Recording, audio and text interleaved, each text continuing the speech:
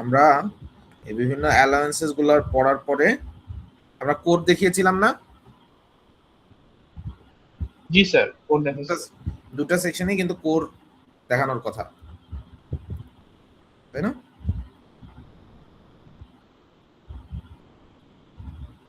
ওকে, চলো আজকে আমরা শুরু করি স্যান্ড মোল্ডিং মেশিনস এই স্লাইডটা থেকে। ওকে, আচ্ছা, আমরা যে এই যে স্যান্ড মোল্ড গুলো তৈরি করি হাত দিয়ে র্যামিং করি না? হাত দিয়ে র্যামিং করি, কিন্তু আমরা চাইলে কিন্তু এই স্যান্ড মোল্ড গুলাকে মানে এই পুরো প্রসেসটাকে মেশিন দিয়ে কম্প্যাকশন করতে পারি। সো খেয়াল করে দেখো, oldest sand molding process is to compact by hammering or ramming, but nowadays compacted by molding machine to eliminate arduous labor, produce high quality casting, improve the distribution of force, manipulate the mold in a carefully controlled manner and increase the production rate. মানে আমরা এখন এই সুবিধাগুলো পাওয়ার জন্য instead of ramming by hammer, hammering by hammer মানে hand, আমরা এটাকে মেশিন দিয়ে কম্প্যাক্ট করি।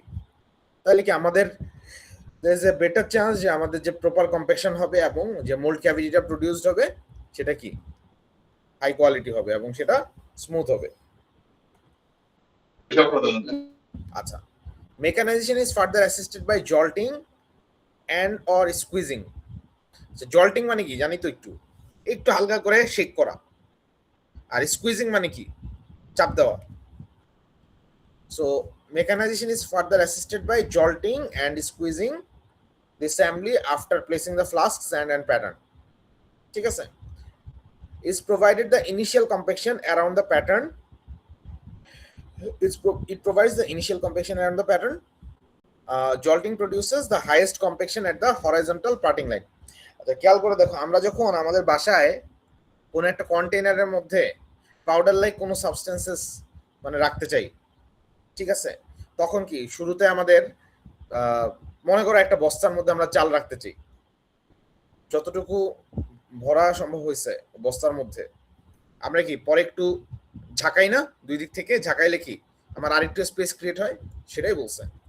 জল্টিং প্রডিউসেস দ্য হাইয়েস্ট কম্প্যাকশন। তো জল্টিং করলে যেটা হয় যে তোমার ওই যে বিভিন্ন ইয়ার ফাঁকে, পাউডারের ফাঁকে ফাঁকে যে এমটি স্পেসগুলো থাকে, তো সেইগুলো আসলে কম্প্যাক্টেড হয়ে যায়। সো সেই জন্য বলছে it produces the highest compaction. And in squeezing compaction is highest at the squeezing head.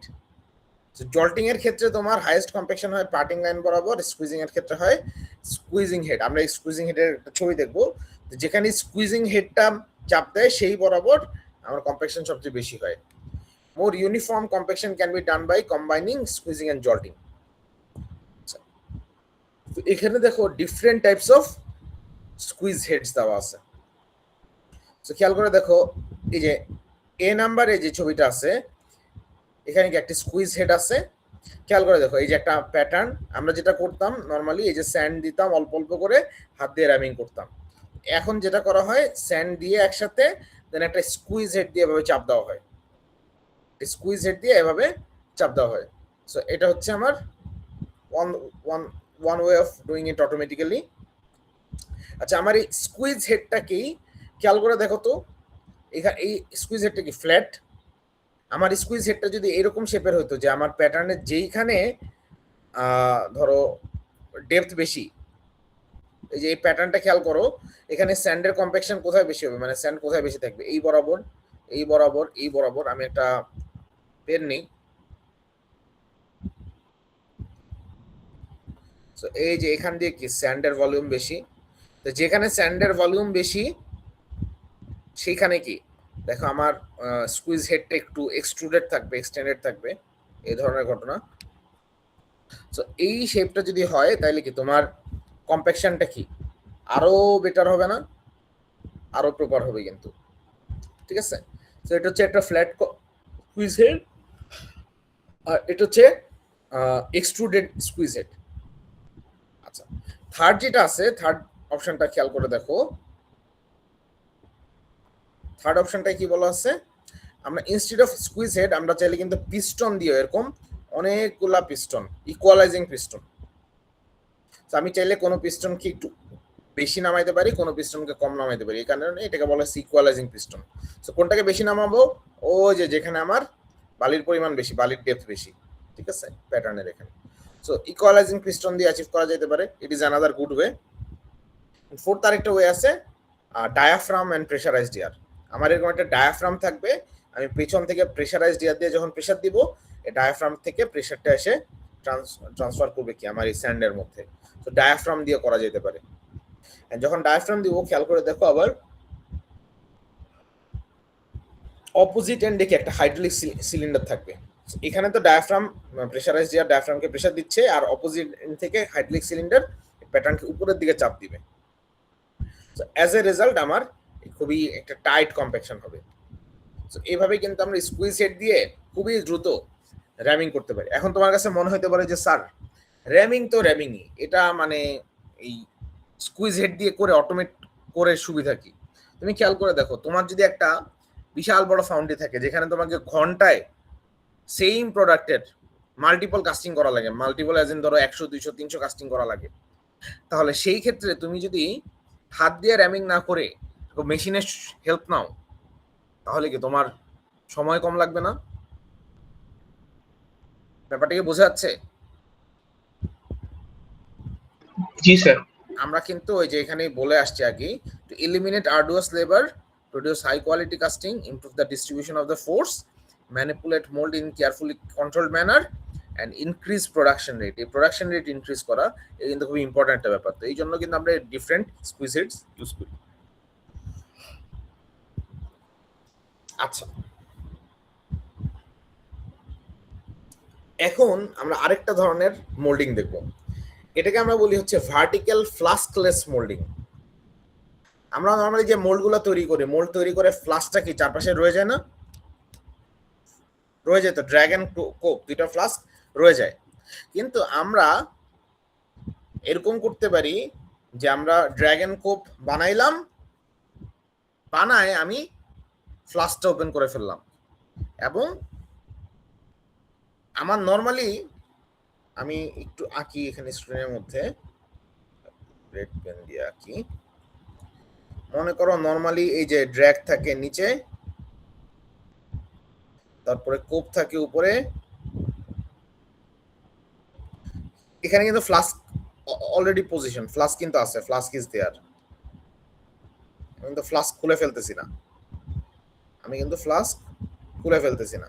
তারপরে আমি মাঝখান দিয়ে কি যে বেসিন কাটি, বেসিন কেটে এখান দিয়ে কি মোল্টেড মেটাল ঢেলে দিই, এরকম ঘটনা।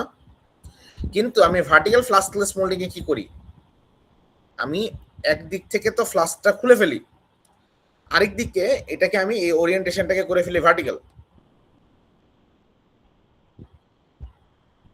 এই ওরিয়েন্টেশনটাকে আমি করে ফেলি ভার্টিক্যাল, ঠিক আছে?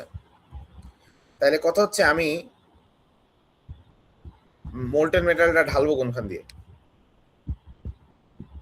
এরকম একটা কথা চলে আসে। আমরা যেটা করি, এই ধরনের ভার্টিক্যাল ফ্লাস্কলেস মোল্ডিং করা হয় যখন সেম প্রোডাক্ট বারবার বারবার বারবার কাস্টিং করতে হয়, অনেকগুলো কাস্টিং করতে হয়। তো তখন সেটা ম্যাস প্রোডাকশনের একটা ভেরি ইজি টেকনিক হচ্ছে ভার্টিক্যাল ফ্লাস্কলেস মোল্ডিং। খেয়াল করে দেখো, আমার এই ভার্টিক্যাল ফ্লাস্কলেস মোল্ডিং এ যেটা হয়, আমার এখানে যেরকম ড্র্যাগ কোনটা কোপ কোনটা এটা একদম ডিফাইন্ড, এই যে এটা হচ্ছে ড্র্যাগ, ওর উপর এটা হচ্ছে কোপ। আমি যখন ভার্টিক্যাল ফ্লাস্কলেস মোল্ডিং এ যে কোনো একটা এই যে ধরো পোর্শন বানাইতে চাই, বিট ড্র্যাগ এন্ড কোপ, খেয়াল করে দেখো আমার এরকম একটা বক্স থাকে, এই যে বক্সটা বোঝা যাচ্ছে, বক্সের এখানে এই যে সবুজ কালার যেটা এই বক্সের মধ্যে, যে আমি এখন রেড মার্ক করতেছি, এটা কিন্তু আমার যে প্যাটার্নটা এই বক্সের ভিতরে, এই বক্সের এই ওয়ালে ফিক্স করা অর্ধেক হাফ, আর বাকি অর্ধেক প্যাটার্ন এই বক্সের এই যে র্যামের সাথে কানেক্ট করা। নিশ্চয়ই বুঝতেছো? তো যেটা হয় ঘটনা, আমরা যখন এর মাঝখানে এই যে একটা তো হচ্ছে র্যাম, আমি এই র্যামটাকে উইথড্র করলে এই প্যাটার্নটা পিছনে চলে আসবে, আর এই প্যাটার্নটা ডান সাইডের প্যাটার্নটা কি বক্সের সাথে কানেক্টেড। তো মাঝখানে আমি যখন স্যান্ড দিয়ে এই র্যাম দিয়ে ইয়ে করব, তাহলে খেয়াল করে দেখো তো এই যে আমার এখানে যে মাঝখানের এই যে খেয়াল করে দেখো তো এই যে মাঝখানে যে কম্পার্টমেন্টটা আছে, এর ডান দিকে এই ধরনের একটা ক্যাভিটি, যে কার্ভ একটা ক্যাভিটি ফর্ম করবে, আর বাম দিকে কি ভার্টিক্যাল একটা ক্যাভিটি ফর্ম করবে। এটা কি খেয়াল করে দেখছো? বুঝাচ্ছে? মজার ব্যাপার হচ্ছে আমি যদি এরকম দুইটা ব্লক পাশাপাশি রাখি, আবার এই দেখো এরকম সেম একটা ব্লক পাশে রাখলে, মনে করো এটাকে আমি বলতেছি 1 নাম্বার ব্লক, 1 নাম্বার ব্লকের বাম দিকের ক্যাভিটি আর 2 নাম্বার ব্লকের ডান দিকের ক্যাভিটি, এই দুইটা মিলে কি দেখো তো আমার একটা কমপ্লিট পার্টের জন্য মোল্ড তৈরি করে ফেলছে না? ব্যাপারটা বুঝতে পারছো? আবার দেখো 2 নাম্বার ব্লকের বাম দিকের ক্যাভিটি থাকবে, আমরা যদিও সেটা এই ছবিতে দেখানো নাই। আবার 3 নাম্বার ব্লকের কি বাম দিকের ক্যাভিটি। সো এরকম আমি যত ব্লক প্রডিউস করতে থাকবো আমার কি তত বেশি এরকম অটোমেটিক মোল্ড তৈরি হতে থাকবে না? সো এটা কিন্তু একটা very easy way mass production করার। তো দেখো এখানে কি বলা হচ্ছে, sand is blown and compacted against the vertical wall of the chamber. এই যে vertical wall of the chamber against আমরা এটাকে কম্প্যাক্ট করি। Mould halves are packed horizontally, এই যে হরাইজন্টালি আমরা এই মোল্ড হাফস গুলোকে প্যাক করি, এবং প্যাক করলেই কি যখনই আমি ভালো মতো প্যাক করবো আমার কিন্তু এই যে অটোমেটিক এই হোল সহ, এই যে মানে যে বেসিন সহ স্ক্রু সহ আমার মোল্ড ক্যাভিটিটা ফর্ম করে যায়। Operation is very simple, no need to handle flask, আমার এখানে ফ্লাস্ক আর হ্যান্ডেল করা লাগে না, এন্ড হাই প্রোডাকশন রেট। আচ্ছা, যেহেতু আমি ফ্লাস্ক ইউজ করতেছি না, আমার এখানে স্যান্ডের অ্যাডহেসিভনেস কি বেশি হবে না কম হবে বলি তো?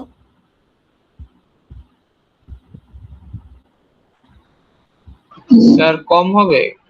এই স্যান্ডের অ্যাডহেসিভনেস বেশি হতে হবে না, সরি কোহেসিভনেস, নিজের মধ্যে স্যান্ড যাতে নিজেদের সাথে, স্যান্ড পার্টিকেলগুলো নিজেদের সাথে আরো শক্ত করে লেগে রাখতে হবে না?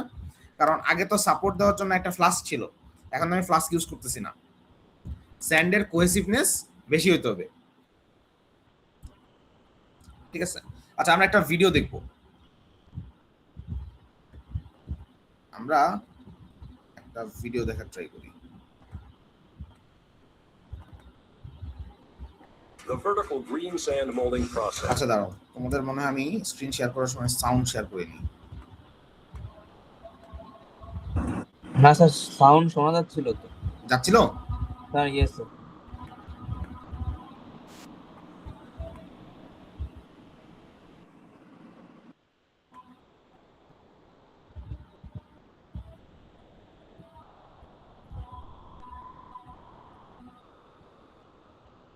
ভিডিওটা দেখাই।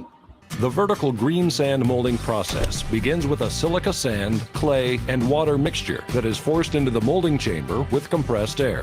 The sand is squeezed under intense pressure, creating a mold with both the strength and hardness to retain its shape. So, A mold with superior hardness and strength reduces pattern processing in the molded finishing dita department and partas. allows savings to be passed on to the customer. After the mold is formed, our custom machines allow synchronized movement of the ram and swing to correctly position the mold, then move out of its path as it passes through to the next operation. This optimized step creates efficiencies that reduce total manufacturing costs. The ram pushes the mold out of the chamber to be joined with the last mold produced. With the aid of the precision mold conveyor, the ram now indexes the entire stack of molds by 1 mold thickness, another optimized innovation. In preparation for the next mold to be made, the ram retracts, followed closely by the swing. These movements happen simultaneously to increase productivity, resulting in large output advantages per day. Finally, they both move back to their start position, ready to produce another mold. Cores are placed between the mold cavities to produce the desired casting shape. A filter is also placed in the mold to smooth the flow of iron, enhancing the quality of the finished product. Railed sections of conveyor transport the molds to and from the pouring zone. One set of rails এই যে খেয়াল করে দেখো, আমাদের কিন্তু এই যে কালো জিনিসটা, এটা কিন্তু বেসিক্যালি পরপর অনেকগুলো ব্লক কম্প্যাক্ট করার ফলে অটোমেটিক এই উপরের হোলটা তৈরি হয়ে গেছে। এখন আমি চাইলে এটাকে যদি কোনো একটা কনভেয়র বেল্টের উপর দিয়ে মুভ করাই, the mold stack while the other এই যে moves. দেখছো The movement is synchronized with the ram to precisely move the molds to the pour unit. ব্যাপারটা কি বোঝা গেছে? স্যার ওই কোরের পার্টটা স্যার বুঝি নাই, যেখানে স্যার ওই ভিতরে ক্যাভিটিটা ফর্ম হচ্ছে। আচ্ছা, That is forced into the molding. So, আমি যখনই আচ্ছা আমার এখানে আজান হচ্ছে, আজানটা একটু শেষ হোক, একটা মিনিট গ্যাপ দিই।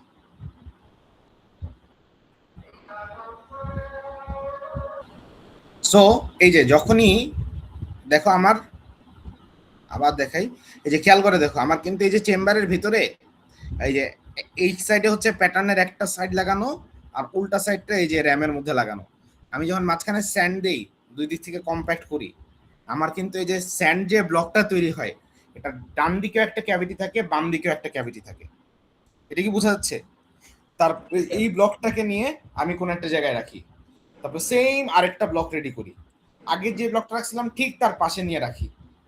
তো খেয়াল করে দেখো, এই যে আমি উপরের এই জায়গাটাই খেয়াল করো, এই দেখো যে এখানে হালকা একটু বেসিনের অর্ধেকের মতো দেখা যাচ্ছে না, আর এইদিকে কি বেসিনের বাকি অর্ধেকের মতো দেখা যাচ্ছে, বেসিন এন্ড স্ক্রু। তো পরে যখন আমি পাশাপাশি দুইটা ব্লক রাখি, এই ব্লকের প্রথম ব্লকের বাম দিকের পোর্শনটুকু আর দ্বিতীয় ব্লকের ডান দিকের পোর্শনটুকু, এই দুইটা পাশাপাশি বসে কি বেসিনটা কমপ্লিট করে। ব্যাপারটা কি বুঝতে পারছো? ইয়েস স্যার, বুঝছি sir. The process begins with a silica sand, clay, and water mixture that is forced into the molding chamber with compressed air. The sand is squeezed. Compaction হলো, তার মানে কিন্তু এই যে আমার যে স্যান্ড ব্লকের দুই পাশেই কিন্তু ক্যাভিটি তৈরি হচ্ছে। আগে আমরা কি করতাম, আগে যখন টিপিক্যাল স্যান্ড কাস্টিং আমরা করি, এই একটা ব্লকের মধ্যে কি যে কোনো এক সাইডে ক্যাভিটি থাকবে, কিন্তু এখন আমরা একই সাথে দুই সাইডে ক্যাভিটি তৈরি করে ফেলতেছি। Under intense pressure, creating a mold with both the strength and hardness to retain its shape. A mold with superior reduces savings to be passed. Machines allow synchronously position the mold. হ্যাঁ, এই যে খেয়াল করে দেখো, আমরা কিন্তু ওই যে একটা ব্লক তৈরি করার পরে সেগুলোকে এরকম পাশাপাশি ভার্টিক্যালি স্ট্যাক করতে থাকি। এখন কখনো কখনো আমার কাস্টিং এর রিকোয়ারমেন্ট অনুযায়ী ভিতরে কোড দেওয়া লাগতে পারে, কখনো কোড নাও দেওয়া লাগতে পারে।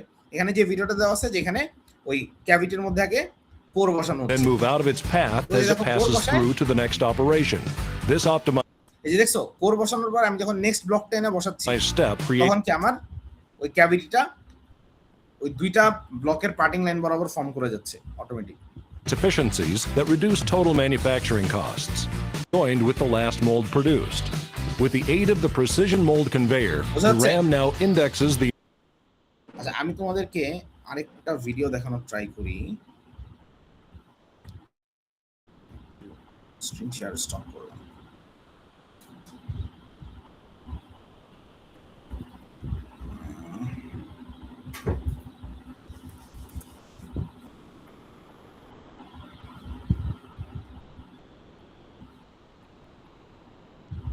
ভিডিওটা আমি খুঁজে পাচ্ছি না। ইয়েস স্যার, বুঝছি। স্যার এটা কি হচ্ছে ট্রেডিশনাল আমরা যে স্যান্ড কাস্টিং করতেছি হরিজন্টালি, মানে এখানে যেহেতু আমরা লাগায় লাগায় করতেছি, এটা কি স্যার অনেক হচ্ছে এফিশিয়েন্ট বেশি এবং প্রোডাক্টিভ বেশি? এটার অবশ্যই প্রোডাক্টিভিটি অনেক অনেক বেশি আমাদের ট্র্যাডিশনাল স্যান্ড কাস্টিং এর তুলনায়। এবং খেয়াল করে দেখো, ট্র্যাডিশনাল স্যান্ড কাস্টিং এর প্রসেসটা কি আমরা এরকম একটা কনভেয়র বেল্ট অটোমেট করতে পারতাম না, কিন্তু ভার্টিক্যাল ফ্লাশলেস মোল্ডিং কিন্তু এটা কনভেয়র বেল্টে অটোমেট করে ফেলা যায়। অটোমেটিক তুমি এরকম কম্প্যাকশন হবে, কম্প্যাকশন হওয়ার পরে আমার যে এই ভার্টিক্যাল ইয়েগুলো আছে, এই স্যান্ড ব্লকগুলো আছে, এগুলো একটার পাশে একটা বসে যাবে, দেন উপর থেকে অটোমেটিক ওই উপরের হোল বরাবর, মানে যেখানে বেসিনের জায়গাটা রাখছে, বেসিন এন্ড স্ক্রু, ওই বরাবর মেটাল পোর করে ফেলা হবে। So we can automate the whole process. Better না? এবং এটা করে ফেলার পরে আমার দেখো, যেহেতু ফ্লাশ নেই, আমি কোন একটা জিনিস দিয়ে বাড়ি দিলেই কিন্তু আমার পুরো জিনিসটা শেক আউট হয়ে যাবে, স্যান্ড আবার গুঁড়া গুঁড়ো হয়ে যাবে, আমি অটোমেটিক আমার পার্টগুলো কিন্তু বের করে নিয়ে আসতে পারবো। তো পুরো প্রসেসটা অনেক অনেক এফিশিয়েন্ট হয়ে যাবে। আচ্ছা, সো দেখো এখানে স্যান্ড কাস্টিং প্রসেসের একটা স্কেমাটিক ডায়াগ্রাম দেখানো আছে। এই ডায়াগ্রামগুলো তোমাদের জন্য ভেরি ইম্পর্টেন্ট, পরীক্ষায় এই ডায়াগ্রামগুলো আসতে পারে।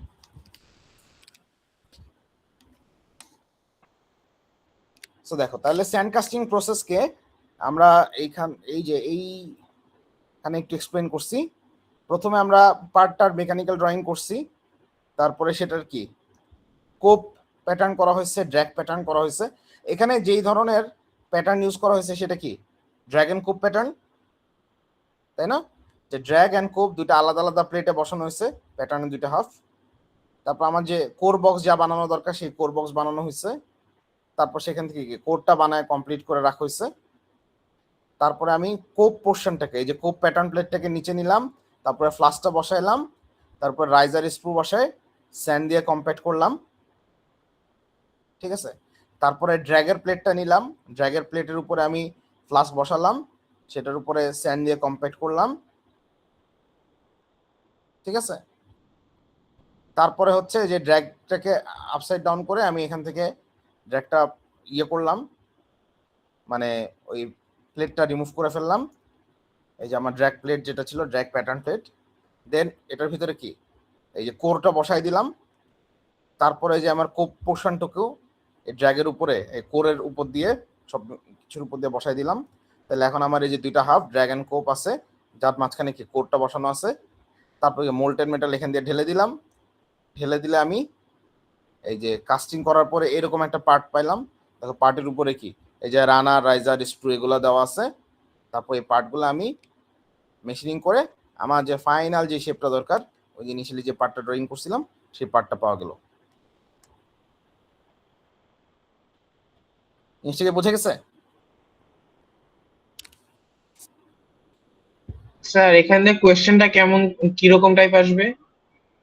আমি তোমাকে বলতে পারি যে draw the step by step process of sand casting using schematic diagrams. তো তখন তোমাকে এই ধরনের ছবি আঁকতে হবে। স্যার একদম অ্যাকুরেট হওয়ার তো দরকার নেই নাকি? না, অবশ্যই অ্যাকুরেট হওয়ার দরকার নাই। তোমরা তো আর্টিস্ট না, তোমরা তো ইঞ্জিনিয়ার। তোমার আমাকে বুঝাইতে পারতে হবে যে ঘটনাটা কি ঘটতেছে,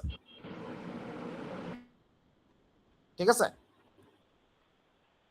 আচ্ছা, তাহলে আমরা এতক্ষণ পর্যন্ত যে কাস্টিং পড়লাম সেটা ছিল কি স্যান্ড কাস্টিং প্রসেস।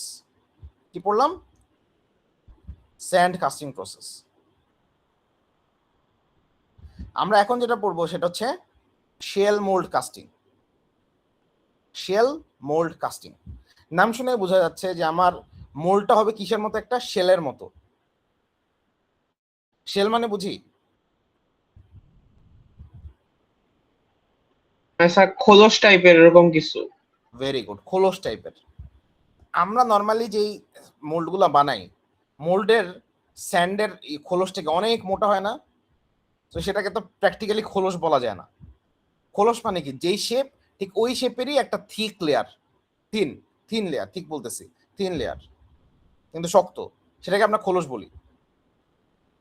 আমরা এখন বেসিক্যালি যে মোল্ডটা তৈরি করব সেটা বেসিক্যালি আমার যে পার্ট, ফাইনাল পার্ট চাই, সেই ফাইনাল পার্টের আদলে একটা খোলস তৈরি করব।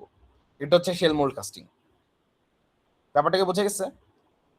দেখো, shell moulding is a casting process in which the mould is a thin shell. The mould is a thin shell, যেটা টিপিক্যালি 9 মিলিমিটার অর 3/8 ইঞ্চ।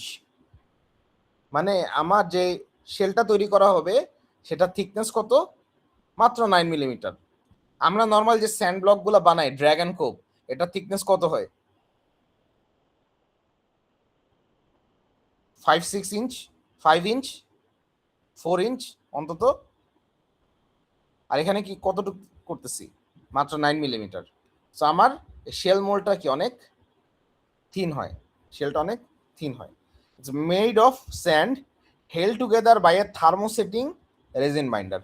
তো যেহেতু আমার মানে স্যান্ডের পরিমাণ কম, স্যান্ড তো আমি নর্মালি যদি কম্প্যাক্ট করি স্যান্ড তো এভাবে থাকবে না, স্যান্ড তো গুঁড়া গুঁড়া হয়ে পড়ে যাবে, তাতে স্ট্রাকচারাল রিজিডিটি আসবে না।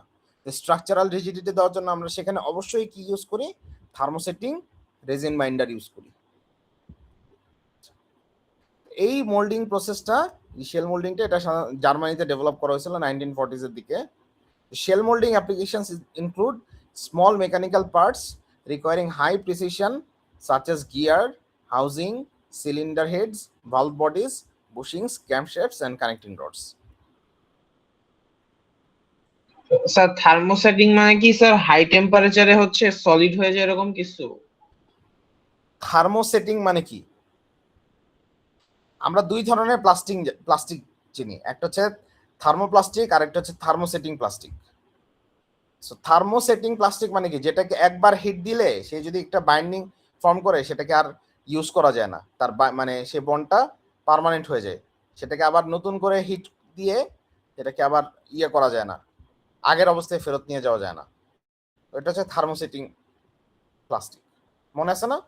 থার্মোপ্লাস্টিক, থার্মোসেট, ওই ধরনেরই যে রেজিনটা ইউজ করবো ওটা একটা থার্মোসেটিং ইয়ে হবে, নেচারের হবে। আচ্ছা, তো শেল মোল্ড কাস্টিং প্রসেস আমরা একটু আগে পড়ি, দেন আমাদের একটা ভিডিও আছে, আমরা ভিডিওটা দেখব। আচ্ছা, a mounted pattern made of ferrous metal or aluminium. খেয়াল করে দেখো, এখানে কিন্তু শুরুতেই বলে দিচ্ছে আমার প্যাটার্ন যেটা আমি বানাবো এটা কি এখন আর উডেন বানাইতে পারবো না স্যার। না, এখানে আমাকে অবশ্যই মেটালিক প্যাটার্ন বানাইতে হবে। আমার একটা ফেরাস মেটাল অথবা অ্যালুমিনিয়াম দিয়ে বানানো একটা প্যাটার্ন থাকবে, যে প্যাটার্নটার বাইরের দিকে আমি কোট করে রাখবো পার্টিং এজেন্ট দিয়ে। এখানে পার্টিং এজেন্ট কি হতে পারে? সিলিকন হতে পারে। এই প্যাটার্নটাকে আমরা হিট করব, it is heated up to 175 থেকে 370 ডিগ্রি সেলসিয়াস, এই রেঞ্জে আমি এটাকে হিট করব।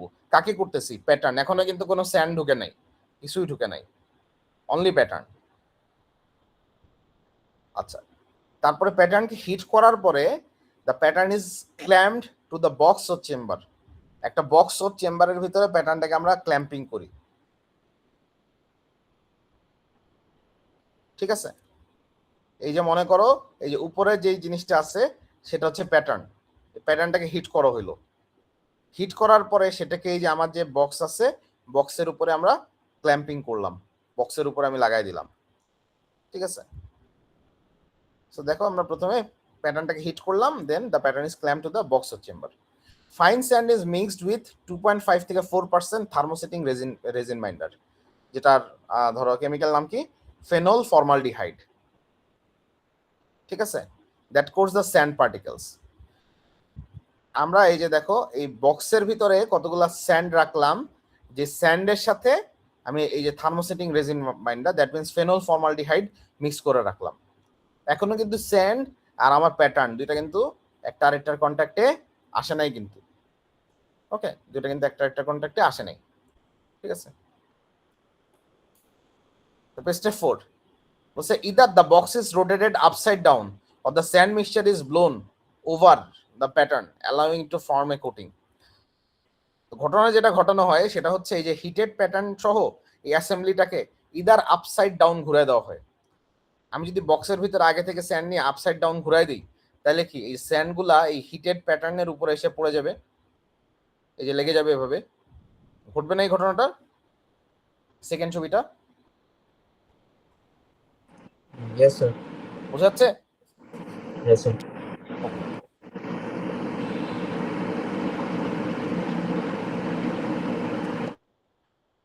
বলছে যে either the box is rotated upside down or the sand mixture is blown over the pattern. আমার যদি আমার মানে আমি ইনিশিয়ালি ঘটনাটা উল্টাও ঘটাইতে পারতাম, আমি হয়তো এই হিটেড প্যাটার্নটাকে আপসাইড ডাউন করে নিচে বসাইতাম, উপরে একটা বক্সের স্ট্রাকচার বসায় রাখতাম, দেন উপর থেকে আমি সরাসরি স্যান্ড ব্লো করতে পারতাম। তো সাধারণত সেকেন্ড যে অপশনটা বললাম সেটা আমরা করি না, আমরা এইভাবেই করি। একটা বক্সের ভিতরে আগে থেকে স্যান্ড নেওয়া থাকে মিক্সড উইথ রেজিন বাইন্ডার, প্যাটার্নটাকে হিট করা থাকে, সেই হিটেড প্যাটার্নটাকে বক্সের উপরে ক্ল্যাম্প করি, দেন এটাকে আপসাইড ডাউন করে ঘুরাই দিই। তো ঘুরাই দিলে আমার এই হিটেড প্যাটার্নের উপরে এই রেজিন বাইন্ডার সহ স্যান্ডটা মানে ডাম্প হয়। Then the assembly is placed in an oven for a short time to complete the curing, ঠিক আছে? আমরা তখন কি করি, এই যে এই যখন এই ঘটনাটা ঘটে আমি খুব অল্প সময় একটা ইয়ের ভিতরে ওভেনের ভিতরে ঢুকাই। ওভেনের ভিতরে ঢুকাইলে যেটা হয়, আমার তো অলরেডি প্যাটার্নটা হিটেড, তো প্যাটার্নের সাথে ইমিডিয়েটলি যেই স্যান্ডটা লেগে আছে সেটা প্যাটার্নের সাথে একটা কিউরিং হয়, বাকিটা আলগা থেকে যায়, বাকি স্যান্ডগুলো আলগা থেকে যায়। কিউরিংটা কমপ্লিট করার পরে আমি যদি এই অ্যাসেম্বলিটাকে আবার তার আগের পজিশনে নিয়ে আসি, তখন দেখা যায় কি, দেখো তো এই যে প্যাটার্নের চারপাশে একটা চিকন শেলের মতো তৈরি হয়েছে, আর বাকি স্যান্ডগুলা কি ঝরে আবার নিচে পড়ে গেছে, হইলো শেল তৈরি। আচ্ছা স্যার, Yes, sir. এখানে তাইলে স্যার এই প্যাটার্নের উপর যেগুলো লেগে আছে তাহলে ওটার কি ডায়ামিটার বা ওখানকার কি মাপটা সেম থাকবে? কারণ এটা তো কোথাও লাগলো বা লাগলো না এরকম। রাইট, এটার মানে আমার এখানে কনসার্নটা হচ্ছে যে আমাকে এনশিওর করতে হবে যে প্রত্যেকটা জায়গায় যাতে মিনিমাম থিকনেস থাকে। এর চেয়ে বেশি, ধরো এখানে একটু থিকনেস বেশি হলো, এখানে একটু থিকনেস কম হলো, ডাজন্ট ম্যাটার, আচ্ছা স্যার। সেটাতে অসুবিধা নেই, কিন্তু মিনিমাম থিকনেস যাতে সব জায়গাতেই থাকে সেটা আমাকে এনশিওর করতে হবে। কারণ কোথাও যদি থিকনেস কম থাকে, সেখান দিয়ে আমি যদি মোল্টেন মেটাল ঢাললে ওইটা যদি ভেঙে যায়, সেটা তাহলে হবে না। আচ্ছা, এই যে দেখো আমি এইটাকে নিয়ে ওভেনে দিলাম, কিউরিং হলো, কিউরিং করার পরে আমি এই শেলটাকে প্যাটার্ন থেকে খুলে আলগা করে ফেললাম। এই যে দেখছো শেলটা আলগা হলো ফিগার 5-এ। Yes sir. তাইলে এটা কি আমার মানে মোল্ডের অর্ধেক, মোল্ডের অর্ধেক। আর আমার এরকম বাকি অর্ধেকও আমি তৈরি করতে পারি, হইতে পারে সেটা শেপ ডিফারেন্ট। আমার এখানে যে পার্টটা বানাচ্ছি সেটা কি দেখতে এই যে এরকম, এই যে এখানে 7 নম্বর ছবিতে দেখানো আছে। তাহলে আমি কি সিমেট্রিক্যাল আরেকটা এরকম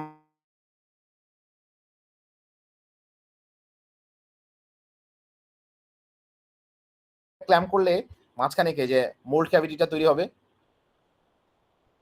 ব্যাপারটা কি বোঝা যাচ্ছে?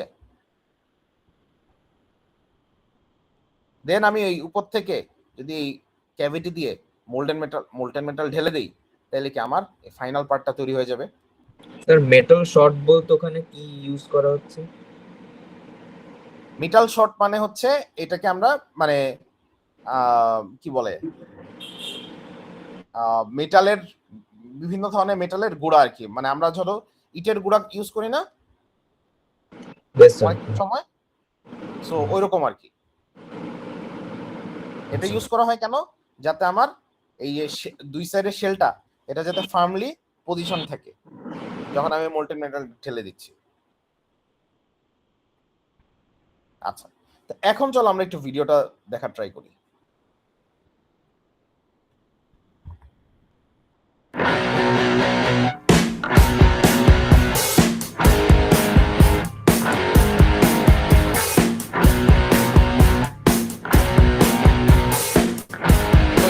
প্যাটার্ন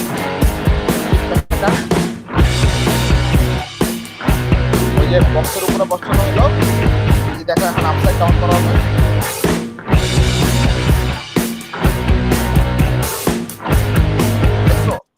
আমার প্যাটার্নের উপরে স্যান্ডের একটা লেয়ার পড়ে গেছে, এটাকে বোঝা যাচ্ছে ক্লিয়ারলি? আচ্ছা স্যার, আপনি যেটা বললেন মিনিমাম রেঞ্জ যে রাখবো, ওইটা আমরা এনশিওর করব কিভাবে? ওইটা আসলে আমরা এনশিওর করব একটাই ভাবে, যে আমি যখন আপসাইড ডাউন করে স্যান্ডটা রেখে দিচ্ছি, মানে যখন আমি বক্সটাকে আপসাইড ডাউন করতেছি, আমি একটু বেশি সময় ধরে রেখে দিব, মানে আমি আপসাইড ডাউন করে আবার আগের জায়গায় ফেরত নিয়ে আসবো না। আচ্ছা আচ্ছা। বুঝতে পারছো? Sir yes. আমি কিছুটা টাইম অ্যালাউ করব যাতে স্যান্ড ভালো মতো ডিপোজিট করতে পারি প্যাটার্নের উপরে। তো এই যে দেখছো আমার প্যাটার্ন থেকে আমি ফার্স্ট শেলের অর্ধেক হাফ পাইলাম, এভাবে কি সেকেন্ড হাফও বানানো যাবে।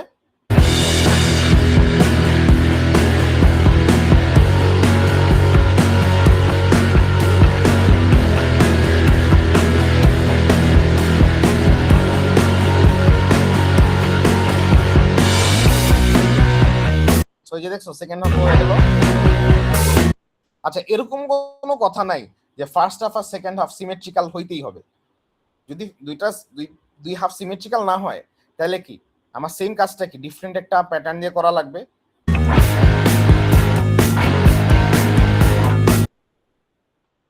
তারপর আমি কি করছি, ওই যে আমি যে দুই হাফ ছিল সেই দুই হাফকে আমি এখানে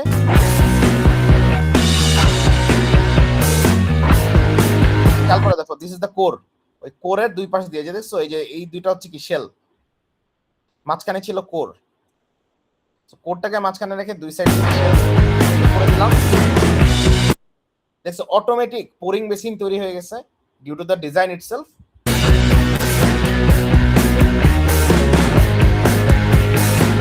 এটা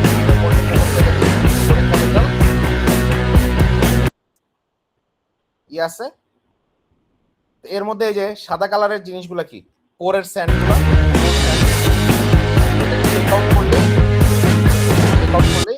ওটা ভেঙে গেল।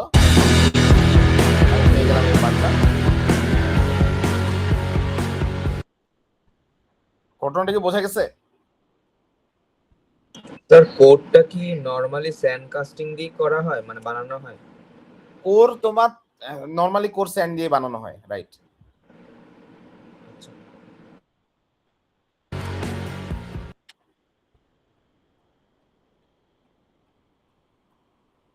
আচ্ছা, তাহলে আমরা একটু দেখি শেল মোল্ড কাস্টিং এর অ্যাডভান্টেজেস কি কি। সো দেখো অ্যাডভান্টেজেস গুলো হচ্ছে, the surface of the shell mould cavity is smoother than that of a green sand mould. The smoothness permits easier flow of molten metal during pouring. Better surface finish, যেটা 2.5 micrometer can be obtained, যেটা sand casting এ সম্ভব না। Good dimensional accuracy can be achieved with tolerances of plus minus 0.25 millimeter. Often eliminates the need for further machining. Can be mechanized for mass production and is very economical for large quantities. It seems particularly suited to steel castings of less than 20 pounds. কারণ বেশি ওজন হইলে কি আমার শেলটা ভেঙে পড়বে না molten metal ঢালার সময়। তার মানে সোজা বাংলায় আমার যদি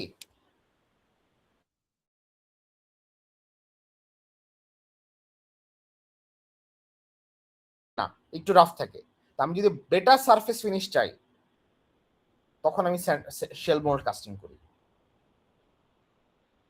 বোঝা যাচ্ছে ব্যাপারটা? তখন আমি শেল মোল্ড কাস্টিং করি। খেয়াল করে দেখো, শেল মোল্ড কাস্টিং করতে গেলে কি আমার একটু হিটার লাগবে, আমার ডাম্প বক্স টেকনিক অ্যাপ্লাই করা লাগবে, একটু ঝামেলা বেশি না?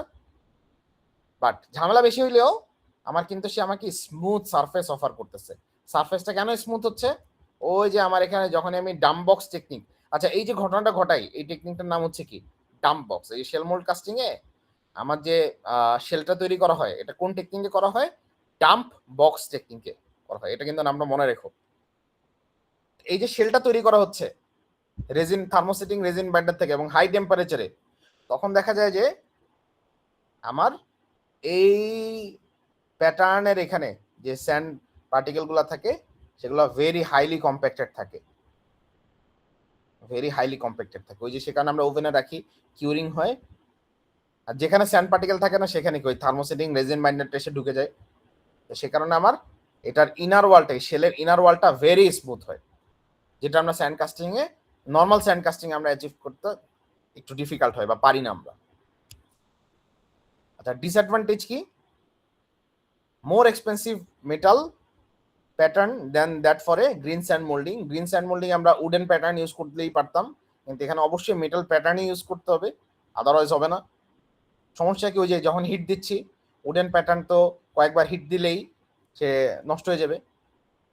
This makes shell moulding difficult to justify for small quantities of parts. কারণ আমি যখন মেটাল প্যাটার্ন বানাইতে হবে, সেটা আমি কি হাতে বানাইতে পারবো?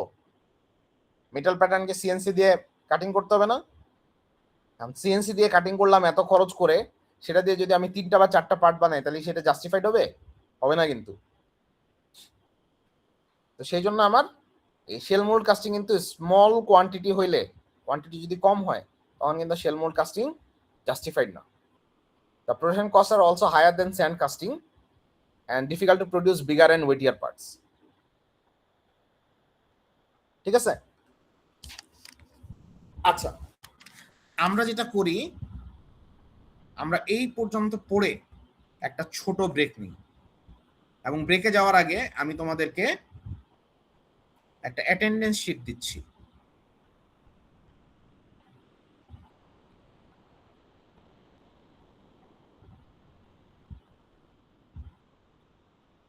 আমি যেটা করব, আমি ধরো যেটা হচ্ছে তোমাদের কবে কনভেনিয়েন্ট হয়, মানডেতে না টিউসডেতে? স্যার মানে মানডেতে তো ডাবল ক্লাস আর কি, মানে ডাবল ক্লাসে সাধারণত নেয় না টিচাররা। টিউসডে তে সিঙ্গেল স্লট আছে, তো ওই স্লটে নিয়ে নিতে পারে। আবার কথা হচ্ছে যে যেদিন তোমাদের ডাবল স্লট, সেদিন সেকশন বি সিঙ্গেল স্লট। ও তো আমার আচ্ছা। যে কোনো একটা ক্লাসের ডাবল স্লট হিট করাই লাগবে। তাহলে স্যার মানে আমার মনে হয় টিউসডেতে নেই, টিউসডেতে তোমাদের প্রথমে সিঙ্গেল স্লট সেকশনের, পরে বাকিদের ডাবল স্লট। আমি ইনশিওর করবো যে নেক্সট টিউসডেতে আমার কোনো কাজ নাই, মানে মিটিং থাকলেও সেটা কিভাবে ইয়ে করা যায়, রিশিডিউল করা যায়, ওকে সেটা স্যার। আমি একটু দেখতে হবে আর কি। তাহলে আমরা টিউসডেতে শিডিউল করে রাখি, ঠিক আছে? Okay sir. Okay, section B C আর কি আছো? Yes sir. ওকে, তাহলে আমাদের এটাই কথা থাকলো যে টিউসডেতে আমরা সিটি নিচ্ছি, এবং তোমাদের সেকশন বিতে তোমাদের তো 3:30 থেকে ক্লাস শুরুটা না, রাইট? 3:30 থেকে 5:10 পর্যন্ত ক্লাস। তো 3:30 শুরুতে আমরা সিটি নিয়ে নিব স্যার নেক্সট টুইসডেতে। নেক্সট টিউসডেতে। আচ্ছা স্যার। আর কালকে তো আসলে মানে আমরা ক্লাস হচ্ছে না, কালকে আমাদের ডিপার্টমেন্টে ওই জায়গা থেকে মানুষজন আসবে, এটা আমি জানতে পারছি হচ্ছে মানে 2 দিন আগে। সো দ্যাটস ওয়াই আরেকবার একটু বলতে। ক্লাস টেস্টের সিলেবাস হচ্ছে লেকচার 2 কাস্টিং। আজকে যতটুকু পর্যন্ত পড়াবো ততটুকু পর্যন্ত হচ্ছে সিলেবাস। ওকে স্যার, ঠিক আছে।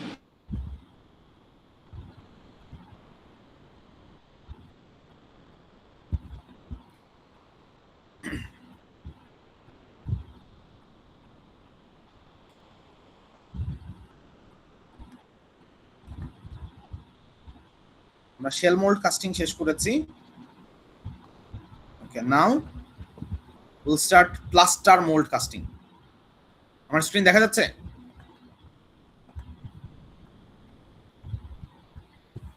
জি sir. Plaster mould casting, plaster আমরা দেখছি না, ওই যে আমাদের কারো হাত ভেঙে গেলে যে জিনিসটা দিয়ে প্লাস্টার করা হয়। এই কেউ একজন ক্লাসে কিছুটা বলার ট্রাই করতেছো। আর্টিস্ট শ্যাডো ডেডম্যান নামে কেউ একজন তোমার স্টুডেন্ট আইডি লেখ। কি কাহিনী ভাই?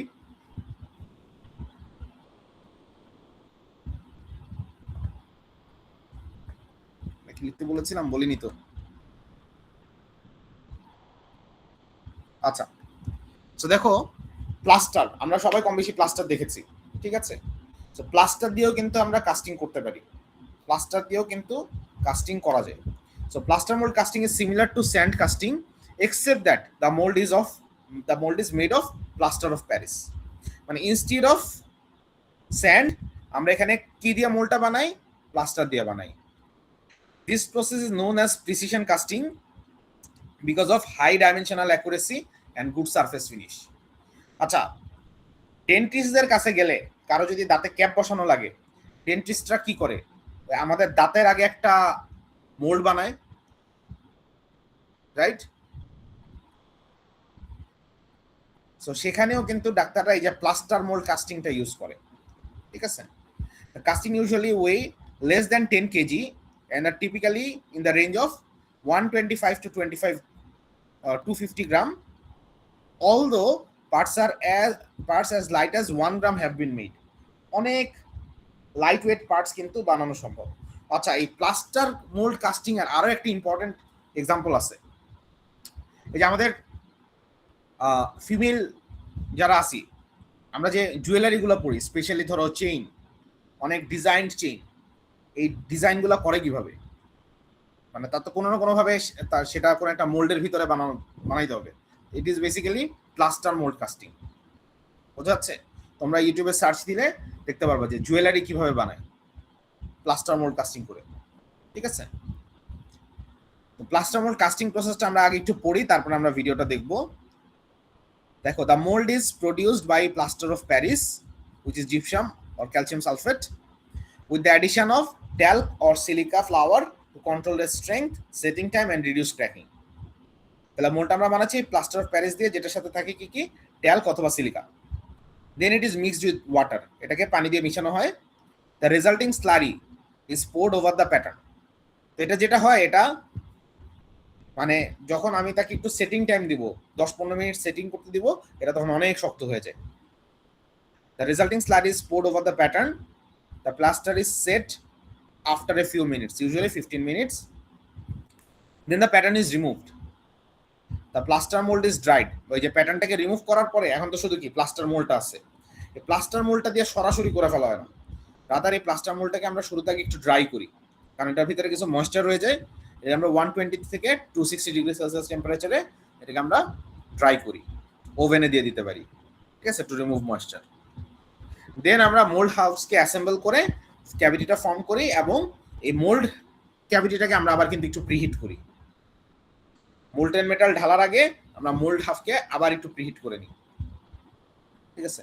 Then after the preheat, the molten metal is poured into the cavity and then solidified the cast of the solidified to cast the final part. বোঝাচ্ছে? So plaster mold casting এর process সেটা আমরা একটু ভিডিওটা দেখি, ঠিক আছে, একটা ভিডিও আছে। This is so easy to make a mold at home. I have been made a custom mold using plaster at home. So let's get started. So you need to buy 1 kilogram of plaster. It's widely known as plaster of Paris. Then some water, then a flat plastic plate, a small container to mix it with water well.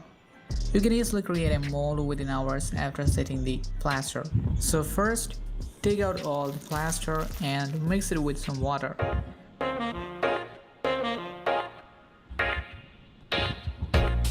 The mixture should be like watery. You're free to add any amount of water to the plaster, but stay safe, more water will gonna make the So দেখতেছো আমরা এখন mold weak এই প্লাস্টারের after সাথে drying.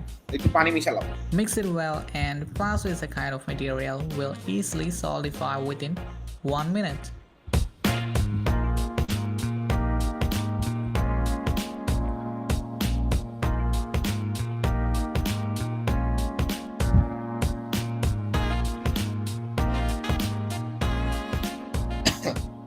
So make it like a smooth batter and pour into the flat plate. Make sure to pour half of the plate only.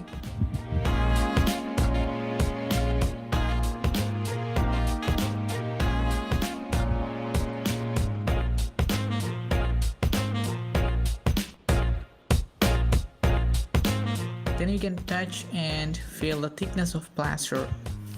In every second, the plaster will become more thicker. After maybe 20 seconds or later, press and hold. So খেয়াল করে দেখো, এখন interesting ব্যাপারটা, আমরা প্রথমে কি করলাম, অর্ধেক হাফে কিছু প্লাস্টার নিলাম, দেন এটাকে ভালো মতো মিক্স ওয়েল করে আমি যেই জিনিসটা বানাইতে চাই, আমার প্যাটার্নটাকে অর্ধেক ঢুকাই দিব। দেখো onto the plaster. দেখো প্যাটার্নটাকে কিন্তু আমি পুরো ঢুকাইনি, অর্ধেক ঢুকাইছি। Wait at least an hour, but it completely solidify within minutes. But if you pull up the bottle within minutes, probably the edges will break down. So keep it for half an hour at least.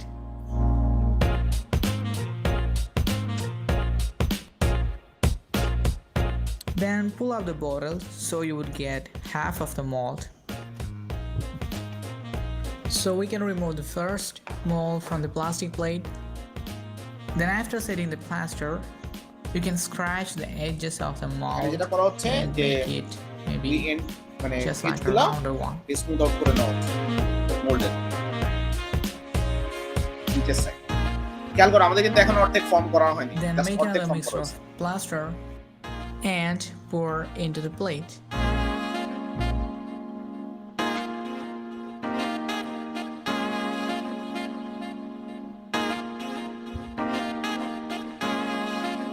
Then after thickening a little bit, press and So, hold. খেয়াল the করো আমার already যেটা ছিল সেটার সাথে এই যে এটা কিন্তু এটার পিছনে কিন্তু আমার ওই বোতলটা লাগানো আছে, আমি আপসাইড ডাউন first করে mold attached with লাগাই the দিচ্ছি। bottle on the plaster ঢুকাই দিচ্ছি এটার সাথে। and keep for 1 hour.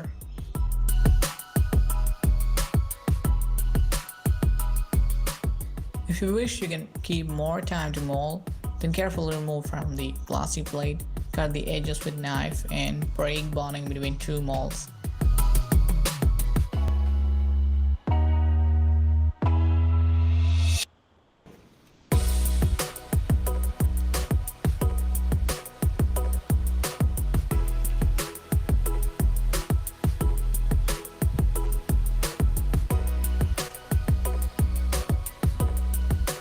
And repeat the same we did in the first mold to avoid breaking edges.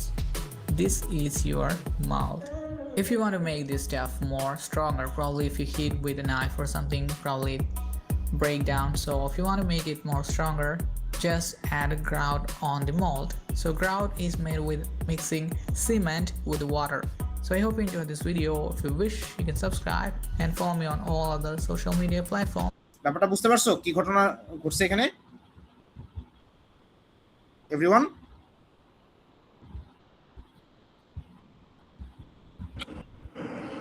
G sir.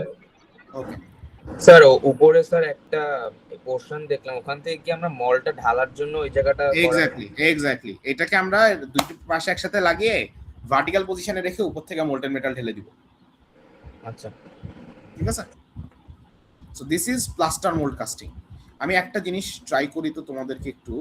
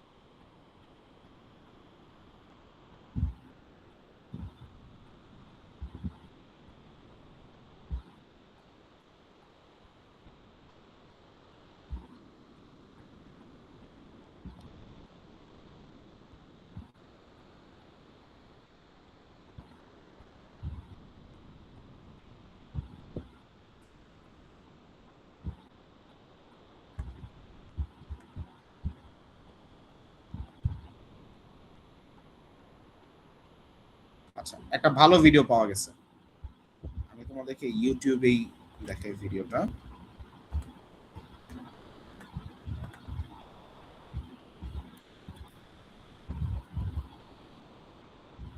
Screen দেখা যাচ্ছে?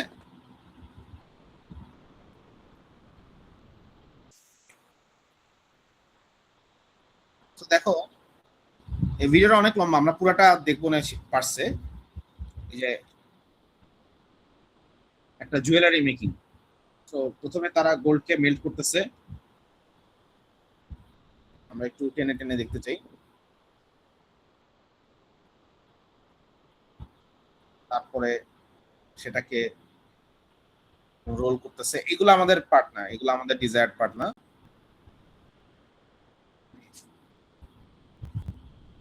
আর একটু সামনে চলে আসি, সেই যে মনে করো তোমার জুয়েলারির বিভিন্ন কম্পোনেন্ট বানানোর পরে তারা যেটা করে একটা ওয়াক্স প্লেটের উপরে ওই জিনিসগুলো এভাবে বসাইতে থাকে, এই যে দেখছো?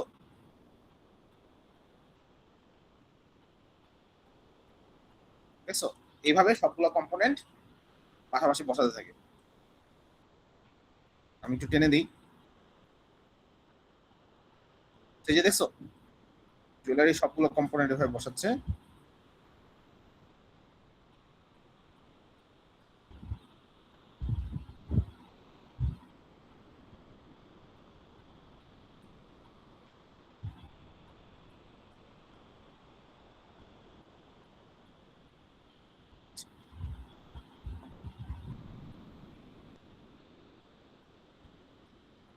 সো দেখো এখান থেকে আমরা কিছুক্ষণ দেখি, একটা মিনিট ভিডিওটা দেখি।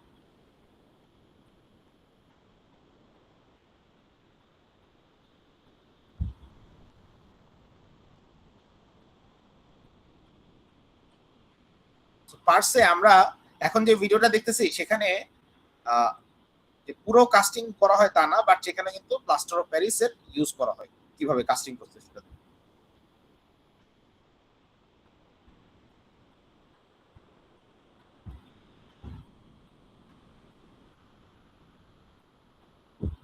এই যে দেখছো, বানানোর পরে এই যে প্লাস্টার ঢেলে দেওয়া হলো তার উপরে।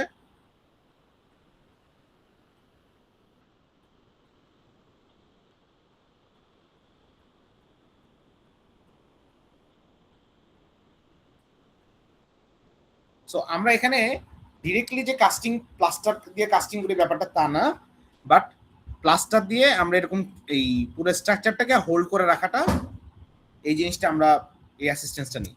দেখো তারপরে সে যেটা করে এখানে ওয়েল্ডিং এর কাজ করবে, টর্চিং করবে, মানে ব্যাপারটা বোঝা গেছে। প্লাস্টার দিয়ে কিন্তু অনেকভাবে ম্যানুফ্যাকচারিং করা যায়, স্পেশালি আমাদের ছোট ছোট প্রিসাইজ কাস্টিং গুলো কিন্তু আমরা এই প্লাস্টার দিয়ে করতে পারি। আচ্ছা, তো এখন আসলে আমরা প্লাস্টার কাস্টিং নিয়ে আরেকটু পড়াশোনা করি। The plaster mold has very low permeability, thus molten metal is poured into either in a vacuum or under pressure.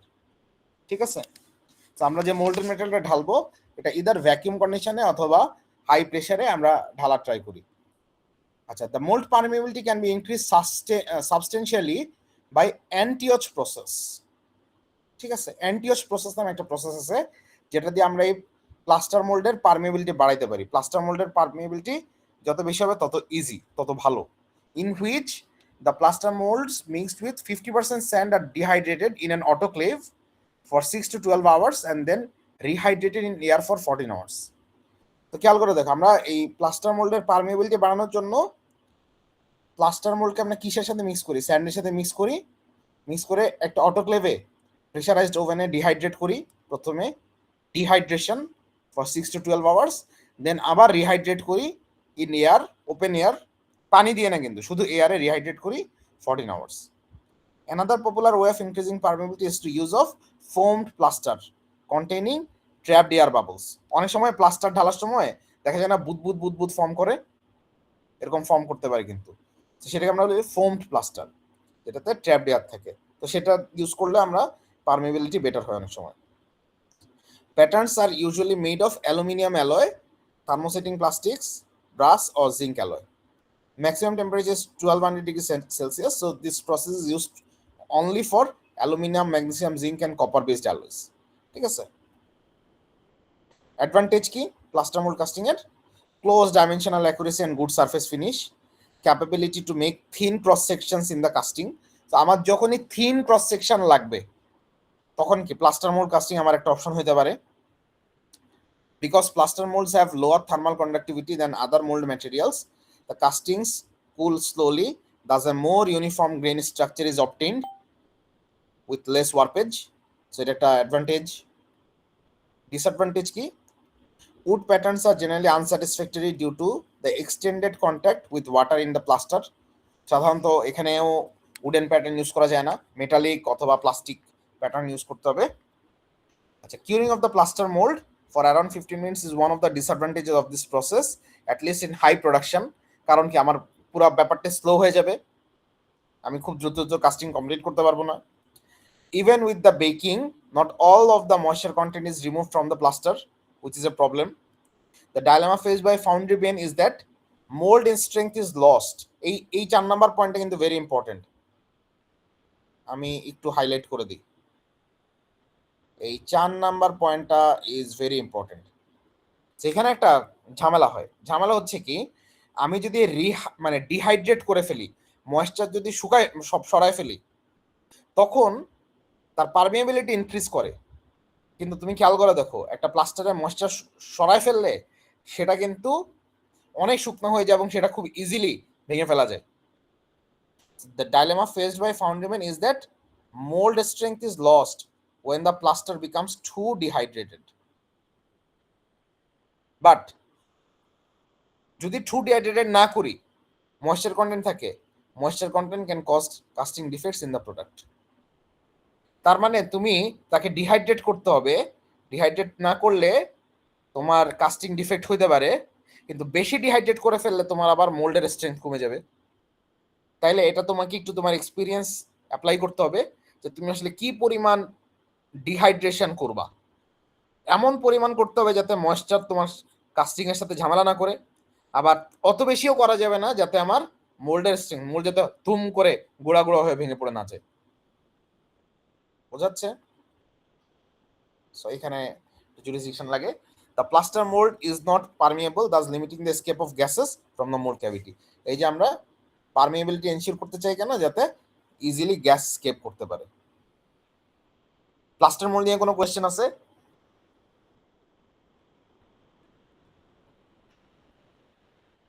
ওকে, চলে আসি ceramic mould casting. Ceramic mould casting অনেকটা প্লাস্টার মোল্ড কাস্টিং এর মতোই, ঠিক আছে। তো দেখো সিরামিক মোল্ড কাস্টিং প্রসেস, যেটার আরেকটা নাম হচ্ছে কি কোপ অ্যান্ড ড্র্যাগ ইনভেস্টমেন্ট কাস্টিং। এটা আরেকটা নাম কি কোপ and drag investment casting is similar to the plaster mold process except that it uses refractory mold materials suitable for high temperature applications. So আমি এখানে প্লাস্টার অফ প্যারিস ইউজ না করে আমি রিফ্র্যাক্টরি মোল্ড ম্যাটেরিয়াল, যেটা high temperature sustain করতে পারে, এই ধরনের মোল্ড ম্যাটেরিয়াল ইউজ করি। সাধারণত বিভিন্ন ধরনের সিরামিক ইউজ করি। Typical parts made are impellers, cutters for machining operations, dies for metal working, and mold for making plastic and rubber components. So যেখানে আলট্রা হাই প্রিসিশন দরকার, অনেক হাই প্রিসিশন, এবং যে পার্টগুলো অনেক এক্সপেন্সিভ হয়, সেই ধরনের পার্ট কাস্টিং করার সময় কিন্তু আমরা ceramic mould casting process use করি। Part weighing as much as 700 KG বা 1500 pound have been cast by this process. So এখানে কিন্তু আনলাইক প্লাস্টার অফ প্যারিস কিংবা ওই যে শেল মোল্ড কাস্টিং, আমরা কিন্তু এখানে সিরামিক মোল্ড কাস্টিং দিয়ে কিন্তু অনেক হেভি পার্ট কাস্টিং করতে পারি। আচ্ছা, সেটার কাস্টিং প্রসেসটা কি? The slurry is a mixture of fine-grained zircon, aluminum oxide, and fused silica, which are mixed with bonding agents and poured over the pattern placed in a flask. The pattern may be made of wood or metal. After setting, the molds are removed, dried, ignited to burn off volatile metal and baked. আচ্ছা, প্রথম তিনটা point বোঝা গেছে? প্রথম তিনটা point আমরা কি বলার ট্রাই করতেছি, যে আমার একটা স্লারি আমি বানাই, প্রথমে সেই স্লারিটা বানাই, সেটাকে বন্ডিং এজেন্সির সাথে মিক্স করে সেটাকে ঢেলে দিই কার উপরে, একটা ফ্লাস্কের মধ্যে একটা প্যাটার্ন বসানো থাকে, সেই প্যাটার্নের উপরে ঢেলে দিই। ওকে, তাহলে যখনই আমার এই প্যাটার্নের উপরে স্লাইডটা ঢেলে দেওয়ার পরে সেটা যখন সেট করবে, মানে শক্ত হয়ে যাবে, তখন আমি কি করি, এই মোল্ডগুলোকে রিমুভ করে ফেলি ফ্রম দ্য প্যাটার্নটা আলাদা করে ফেলি, অ্যান্ড দেন এটাকে ড্রাই করি, এটাকে ইগনাইট করি বার্ন অফ করার জন্য ভোলাটাইল ম্যাটারগুলো, তারপরে বেকিং করি। দ্য মোল্ডস আর ক্ল্যাম্পড ফার্মলি, মানে যে দুইটা মোল্ড হাফ আছে, সেই দুইটা মোল্ডকে আমি ফার্মলি ক্ল্যাম্প করি, ওই যে কোপ সাইড এবং drag side, and used as all ceramic মোল্ডস। ঠিক আছে, ইন দ্য শ প্রসেস, একটা কয়েকটা প্রসেস আছে, এর মধ্যে একটা প্রসেস হচ্ছে শ প্রসেস, মানে the ceramic facings are baked by fire clay to give strength to the mold. In the shop process, the ceramic facings are baked by fire clay. ঠিক আছে, ফায়ার ক্লে দিয়ে আমরা এটাকে বেকিং করি, ঠিক আছে, to give strength to the mould.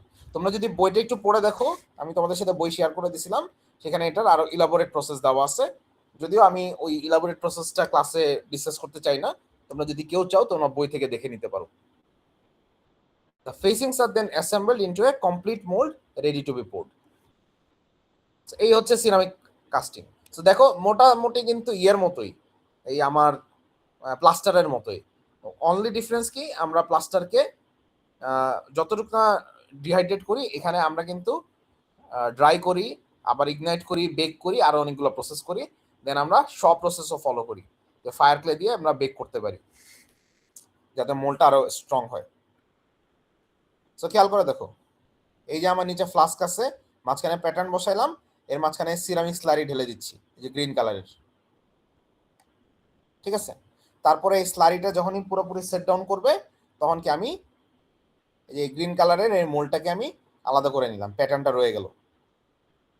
তারপর আমি বার্ন অফ করলাম, বার্ন অফ করলে কি আমার এই মোল্ডের স্ট্রেংথ বেড়ে গেল, দেন আমি যে মোল্টেন মেটাল ইউজ করতে চাই, সেই মোল্টেন মেটাল এই মোল্ড ক্যাভিটির ভিতরে ঢেলে দিলাম।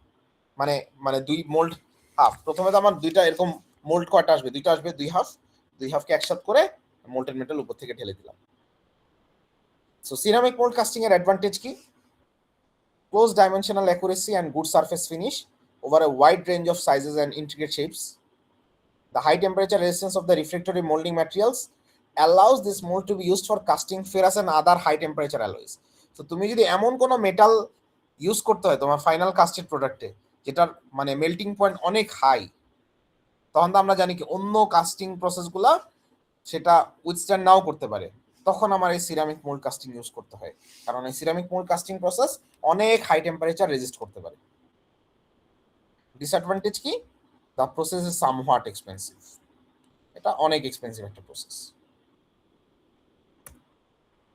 সিরামিক মোল্ড কাস্টিং নিয়ে কারো কোনো কোয়েশ্চেন আছে?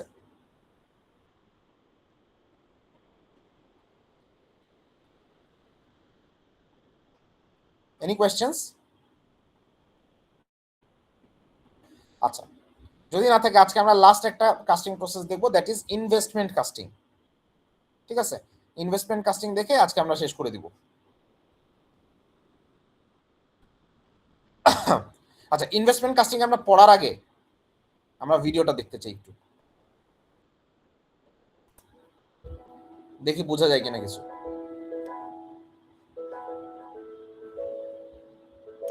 এখানে কতগুলা লেখা উঠতেছে, সেই লেখাগুলো তোমরা একটু মনোযোগ দিয়ে পড়বা। আমি আবার শুরু থেকে ছাড়ি।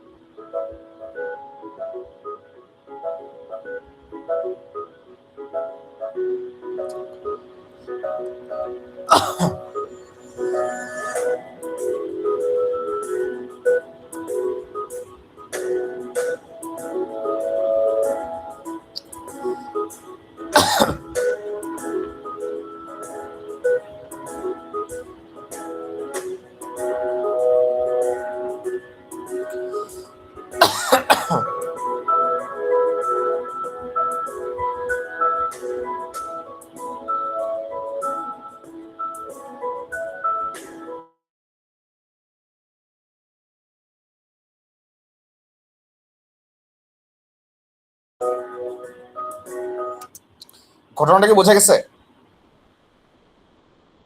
Yes sir. আচ্ছা, এখন আমি একটু শুরু থেকে এক্সপ্লেইন করে ভিডিওটা। সো দেখো, আমরা প্রথমে যেটা করি, আমি যে পার্টটা বানাইতে চাই ফাইনালি, ঠিক আছে, আমার এখানে কিন্তু মোল্ড আছে। সেই মোল্ড দিয়ে আমি আগে এটার ভিতরে কি ওয়াক্স ঢুকাই, ওয়াক্স দিয়ে আমি আমার ফাইনাল পার্টের একটা প্যাটার্নের মতো তৈরি করি। ঠিক আছে, দেখছো ওয়াক্স দিয়ে বানাইছি। সো বানানোর পরে এটা দেখো, এটার অনেক লম্বা একটা স্ক্রু বলো বা রাইজার বলো এরকম আছে, সেটাকে আমরা কেটে জাস্ট অল্প টুক রাখবো। এই যে দেখছো, কেটে জাস্ট অল্প টুক রাখলাম। তারপরে যেটা করব, এরকম আমরা অনেকগুলো পার্ট বানাবো একসাথে। পার্ট বানাই আমরা ওয়াক্স দিয়ে লম্বা একটা ট্রিয়ার মতো বানাবো। সো এই যে দেখো, এইটাকে আমরা বলছি একটা লম্বা ওয়াক্স রানার। ওয়াক্স রানারের দুই পাশে আমরা এরকম আমার ওই ইন্ডিভিজুয়াল পার্টগুলো যেগুলো ওয়াক্স দিয়ে বানাইছি সেটাভাবে আমরা অ্যাটাচ করে দিব। ওয়াক্স তো মানে মোম, এটা ইজিলি অ্যাটাচ করে দেওয়া যাবে। হালকা একটু হিট দিলেই দুই পাশ থেকে চাপ দিলে এটা অ্যাটাচ হয়ে যাবে। আচ্ছা, সো যতক্ষণ সবুজ আছে ততক্ষণ কিন্তু এটা ওয়াক্স, সেটা খেয়াল রাখতে হবে। তো এই ওয়াক্স অ্যাটাচমেন্টটাকে, ওয়াক্স সেটআপটাকে আমি একসাথে মানে সিরামিক স্লারির ভিতরে ডিপ করব। তো ডিপ করলে কি হবে, এই ওয়াক্সের উপরে কি সিরামিক জমবে না, রাইট? যে কোনো একটা জায়গায় একটা ম্যাটেরিয়াল ডিপোজিট হওয়া বা জমা, সেটাকে আমরা ভদ্র ইংরেজি মানে ভদ্রভাবে কি বলি, ইনভেস্ট হওয়া। যে the material has been invested on that surface. So সেখান থেকে নামটা আসছে ইনভেস্টমেন্ট কাস্টিং। এই যে এই পুরো অ্যাসেম্বলিটাকে আমি স্লারির ভিতরে ডিপ করতেছি, তাতে কি আমার এই ওয়াক্সের উপরে আমার সিরামিক ইনভেস্টেড হচ্ছে। আচ্ছা, তো সিরামিক ইনভেস্ট করার পরে আমি সেটাকে কিছুক্ষণ টাইম দিলাম যাতে সে সেট ডাউন করতে পারে। তারপরে এটাকে আমি দুই দিক থেকে হিট দিব। আচ্ছা, এখন হিট দিলে কি হবে বলো তো, ওয়াক্সটা গলে যাবে না? বোঝা যাচ্ছে? Yes sir. হ্যাঁ, সো হিট দিলে ওয়াক্সটা গলে যাবে, রয়ে যাবে কি, খেয়াল করে দেখো, সিরামিকের একটা শেল। বোঝা যাচ্ছে? Yes sir. স্যার ভিডিওগুলো একটু স্যার ক্লাসরুমে দিয়ে দিন, তাহলে সুবিধা হয়। আচ্ছা, আমি ভিডিওগুলো দিয়ে দিব তোমাকে।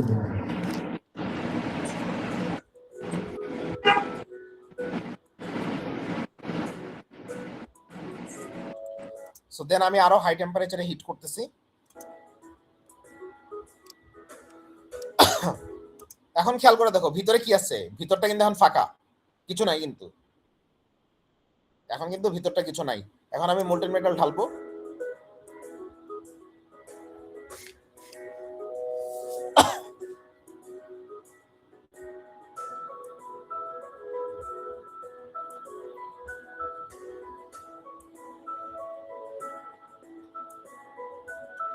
সো সলিডিফাই করার পর আমি যখন শেক আউট করবো আমার সিরামিক জিনিসটা ভেঙে বের হয়ে যাবে।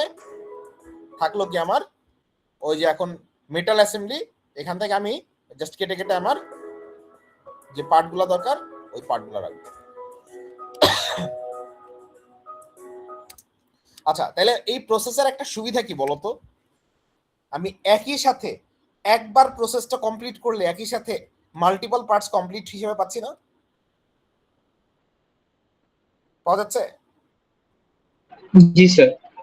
আমি যদি 8টার জায়গায় 16টা করতাম, আমি ওয়াক্স রান্নারটা আরো বড় করে, দ্যাট ইজ পসিবল, ঠিক আছে?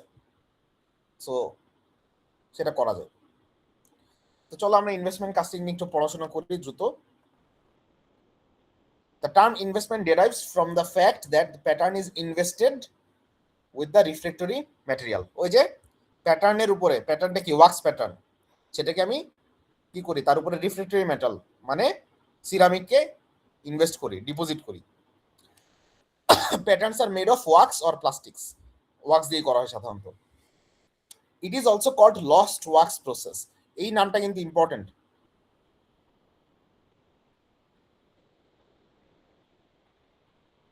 কোশ্চেনে আসতে পারে explain the lost wax process investment casting এর জায়গায়। এটা লস্ট ওয়াক্স কেন বলা হয়? প্রথমে ওয়াক্স থাকে, তারপরে গলে সেটাকে বের করে দেওয়া হয়, তার মানে ওয়াক্সটা হারায় যায়, লস্ট হয়। তো সেই কারণে এটাকে বলা হয় লস্ট ওয়াক্স প্রসেস।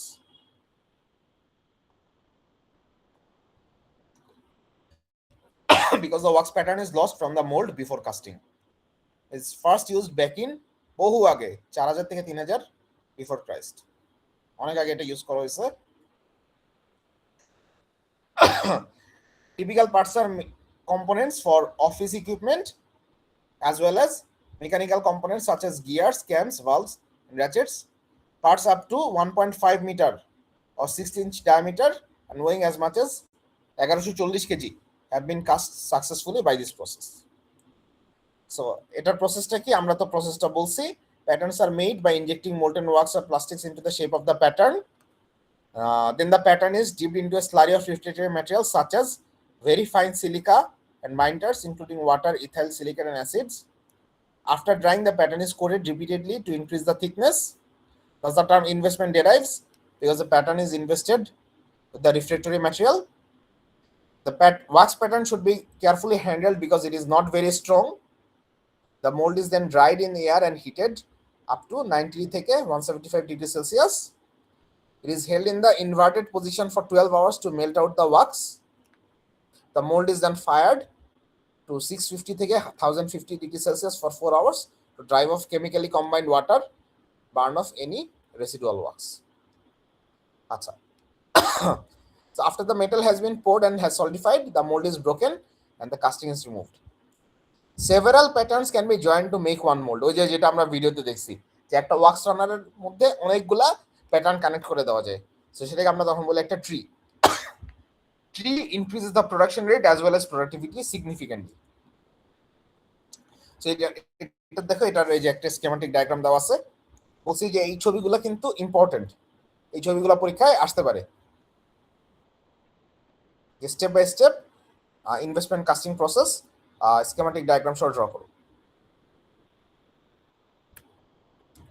আচ্ছা, ইনভেস্টমেন্ট কাস্টিং এর সুবিধা কি? Very intricate and complex geometries can be imparted. Close dimensional control can be achieved. Tolerance very very low. দেখো 0.075 মিলিমিটার লেভেলে গিয়ে তুমি কন্ট্রোল করতে পারবা। তো তাতে যেটা হবে, তোমার সারফেস ফিনিশ এক্সিলেন্ট হবে। Wax can easily B reused, wax কোলে যখন পড়ে যায় সেটাকে আবার ইউজ করতে পারি। Additional machining is not normally required. It's suitable for wide variety of ferrous and non-ferrous metals and alloys, especially for high melting point alloys. Useful for casting alloys that are difficult to machine, and parts weighing from 1 gram থেকে 35 kg can be manufactured. আর disadvantage কি?